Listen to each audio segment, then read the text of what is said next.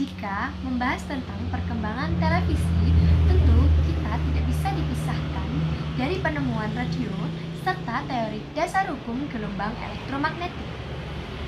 Henry Rudolph adalah orang pertama yang berhasil mendeteksi gelombang elektromagnetik dari gelombang radio. Penemuan ini kemudian dikenal dengan frekuensi Hertz. Selanjutnya, Joseph Henry dan Michael Farad mengembangkan penelitian mengenai elektromagnetik induksi hingga menjadi pionir era komunikasi elektronik termasuk televisi. Desain pertama BERT adalah perangkat elektronik dengan nama Nipkow disk. Lalu, disk scanning dikembangkan tahun 1884 oleh ilmuwan yang bernama Nipkow disk yang berasal dari Jerman. Fungsinya terdiri dari disk karton dan lubang persegi terletak dalam posisi spiral. Ketika dikombinasikan dengan fotoelektronika dan putaran, Nipkow disk mampu men-scan area terang dan gelap dan mengonversi informasi dari sinyal listrik. Dengan menggunakan second disk dan digabungkan dengan yang pertama, Nipkow mampu mengubah signal ke gambar visual dasar. Lalu, BERT mengubah ide Nipkow dan mengembangkan sistem sinyal elektromagnetik kabel. Selama tahap perkembangan itu, ia bekerja sebagai penjual sepatu dan marketing silet. Ia hanya cukup untuk membayar makanan, tempat tinggal, dan perlengkapan mekanik, karena sebagian besar investor menganggap idenya itu kurang menarik. Sampai usia 35 tahun, ia hidup miskin. Banyak temuan prototipnya digunakan untuk barang keperluan rumah tangga, seperti kue kaleng, jarum rajut, lampu sepeda, dan string. Selanjutnya, tahun 1923, BERT mulai kembali mencoba mempelajari mesin untuk mentransmisi gambar, sekaligus suara lewat radio. Akhirnya, ia berhasil mengirim citra kasar melewati transmitter tanpa kabel ke receiver yang berjarak beberapa meter. Karena penemuannya berhasil, dia berlari ke bawah toko dan menyuruh seorang anak untuk menjadi orang pertama yang gambarnya bisa ditangkap televisi. Lalu, BERT menjadi orang terkenal dalam waktu semalam. Dan segera para investor memberinya cukup modal untuk merealisasikan tujuan yang lebih kompleks. Pada tahun 1927, ia berhasil mengirim sinyal TV dari London ke Glasgow. Setelah itu, dari London ke New York. Saat itulah John Logie BERT tercatat sebagai penemu TV pertama. Perkembangan televisi dimulai pada tahun 1923. Seorang ilmuwan bernama Vladimir Grossman mendaftarkan namanya untuk penemuan kineskop, yaitu televisi tabung pertama di dunia. Pada tahun 1924, John berhasil mengirimkan gambar berkedip dan tahun berikutnya berhasil menangkap gambar televisi dengan cahaya bayangan. Tahun 1927, seorang pemuda asal Amerika bernama Pilot mengembangkan televisi modern pertama pada usianya yang masih 21 tahun. Pilot memiliki gagasan tentang image direction tube yang menjadi dasar kerja televisi. Tahun 1940, Peter Goldmark menciptakan televisi warna dengan resolusi 343 garis.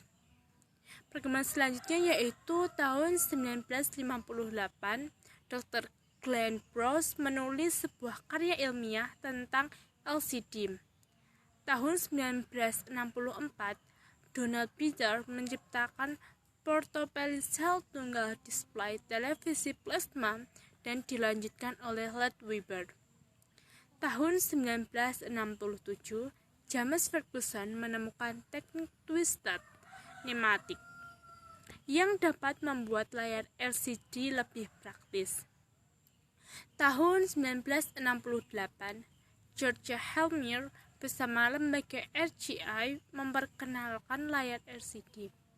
Tahun 1970-an, televisi semakin berkembang dengan diperkenalkannya teknologi VCR. Teknologi ini memungkinkan untuk merekam siaran televisi untuk pertama kalinya. Tahun 1975, Larry Weber berhasil mengembangkan temuan Donald Peters dengan membuat layar plasma berwarna. Tahun 1979, para ilmuwan dari Kodak berhasil menciptakan tampilan jenis baru bernama Organic Light Image Diode atau OLED. Sebelum itu, light emitting diode ditemukan oleh 3 ilmuwan asal Jepang. Sementara itu, Walter Speke dan Peter Lamb membuat display LCD dari bahan tis film transfer yang lebih ringan. Tahun 1981, stasiun TV NHK asal Jepang mendemonstrasikan teknologi HDTV dengan resolusi mencapai 1125 garis.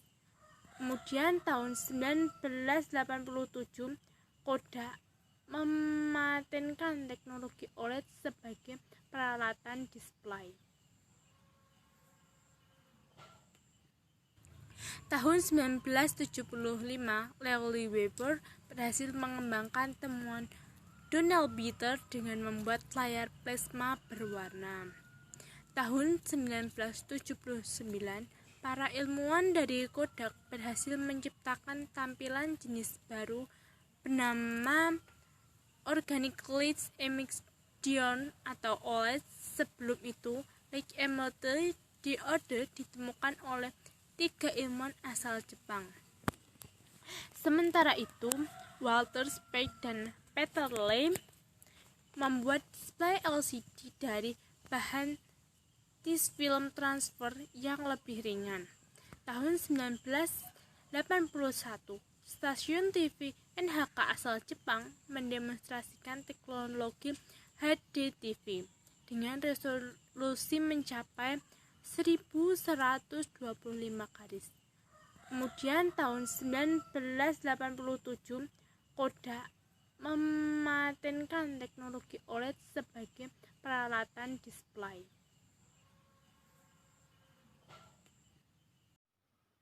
Pada tahun 1990-an, televisi sudah menggunakan teknologi CRT untuk menampilkan gambar di layar televisi. TV CRT memungkinkan dibuat dalam bentuk dan ukuran yang lebih besar karena menggabungkan proyektor dan layar ke dalam satu kotak yang nantinya proyektor tersebut akan memproyeksikan gambar ke bagian belakang layar. Kemudian selanjutnya, pada tahun 1995, proyek layar plasma Larry Weber telah selesai dan membuat layar plasma menjadi lebih stabil dan cemerlang. Layar plasma pertama kali dipasarkan pada tahun 1997. Dengan tampilannya yang ramping, membuat televisi ini sangat populer di masa itu. Tahun 1998, HDTV mulai diluncurkan. TV jenis ini dapat menghasilkan gambar dan suara yang sangat jernih. Pada tahun 1999, DVR atau Digital Video Recorder pertama kali diluncurkan. DVR ini memungkinkan untuk merekam siaran televisi ke dalam hard drive. Memasuki era 2000-an, perusahaan televisi mengembangkan teknologi dari temuan sebelumnya. TV LED berbasis DLP HDTV pertama kali diproduksi pada tahun 2006. Teknologi DLP menggunakan cermin yang terbuat dari aluminium yang nantinya akan memantulkan cahaya dan menghasilkan gambar. TV jenis ini harganya cenderung lebih murah jika dibandingkan dengan TV plasma dan TV LCD. Kemudian pada tahun 2007, Apple telah meluncurkan produk baru yang bernama Apple TV. Apple TV ini nantinya bisa untuk disambungkan dan juga dihubungkan melalui iTunes, video, film, YouTube, dan masih banyak lagi. Selain itu juga disajikan fitur Microsoft Edge yang dapat memberikan pilihan Windows XP Media Center Edition yang dapat digunakan untuk mengirimkan video, foto, dan juga musik dari komputer ke televisi. Kemudian yang paling terbaru saat ini adalah TV yang berbasis 3D. TV 3D sangat populer di kalangan masyarakat karena selain dapat menghasilkan gambar yang sangat jernih, TV jenis ini juga dapat menampilkan gambar 3 dimensi, sehingga Gambar yang dihasilkan itu seolah-olah nyata dan tepat berada di depan penonton. Sejarah perkembangan televisi ini menimbulkan beberapa karakteristik menarik dari televisi tersebut. Kita tinjau dari fisiknya. Yang pertama yaitu televisi merupakan media berbasis rentang waktu atau durasi. Nah, segala informasi itu terdiri dari beberapa urutan waktu tertentu. Untuk lebih mudahnya kita bandingkan antara media cetak dan media televisi. Aturan yang harus kita pegang adalah tujuan yang sama atau pesan yang tersampaikan adalah sama. Dengan mengacu kepada karakteristik sebagai media yang berbasis ruang dan waktu, maka penerjemah pesan lewat bahasa visual akan lebih mudah dipahami oleh halayak. Yang kedua adalah aspek rasio atau format layar. Layar televisi pada umumnya memiliki ukuran 4:3. Dengan perkembangan teknologi yang semakin maju, maka timbul ukuran lain yaitu 16:9 atau dikenal dengan istilah widescreen. Pesawat televisi dengan perbandingan ini menggunakan model pesawat layar LCD, prisma, dan LED dengan teknologi HDTV. Yang ketiga adalah size information. Dengan ukuran layar yang terbatas, tidak mampu menampilkan standar besaran objek yang sesuai dengan keadaan atau ukuran yang sesuai aslinya. Untuk mengatasinya, bisa dilakukan dengan kita memberikan perbandingan suatu objek itu menjadi besar agar menampilkan kesan yang lebih besar. Seperti semisalkan kita menampilkan roda itu lebih besar daripada motornya atau mobilnya. Yang keempat adalah layar televisi bukan tontonan langsung. Tontonan langsung yang dimaksud bukanlah siaran langsung, tetapi ini membedakan saat menonton suasana panggung saat langsung atau maupun tidak langsung. Berbeda dengan penonton teater yang di situ penonton berinteraksi dengan pemain, maka penonton itu bebas menentukan fokusnya mau ditaruh di mana. Fokusnya apakah ke pemainnya, ataukah ke latarnya, atau lainnya. Berbeda dengan penonton teater di panggung tersebut, maka di televisi ia hanya berfokus kepada salah satu hal objek yang di situ sudah dikemas secara menyeluruh.